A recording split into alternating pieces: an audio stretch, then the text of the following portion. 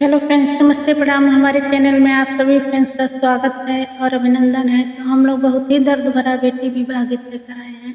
आप लोग जरूर सुनिएगा और अपना प्यार दुलार आशीर्वाद जरूर दीजिएगा। तो चलिए सुनाते हैं। राधे राधे आप सभी को।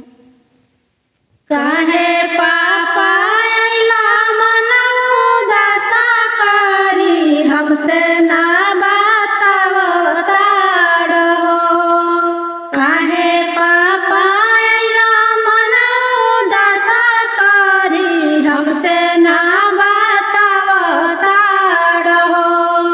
गमछा से पोछते अइला लोरावा बेटी से कुछ छुपावताड़ हो। गमछी से पोछते अइला लोरावा बेटी से कुछ छुपावताड़ हो। का कोहिए बेटी दुल्हा के पापा जयमाला में ना जइबो हो। का कोही बेटी दुल्हा के पापा जयमाला से ना जइहे हो। जबले ना पूरा कर दाहे जावा दुल्हवा मड़वा ना जइहे हो। जबले ना पूरा कर दाहे जावा दुल्हवा मड़वा ना जइहे हो। काहे भैया सिरावा झुकले बाड़ बीतल जल लगनिया नु हो।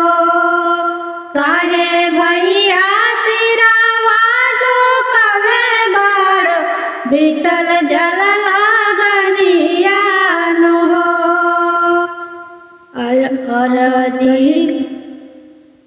अजी भैया करी कुछ पहिया तो दुल्हवा मड़वा ले आई हो।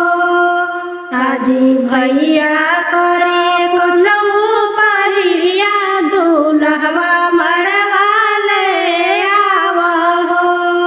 केतनो मानाई बेटी मान नाही एक बात के जिद धइले हो।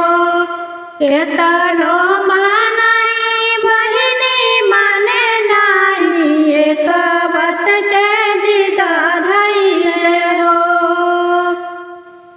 हारी गईनी करी हमहू पैया हमरा से दुल्हा मना कैले हो।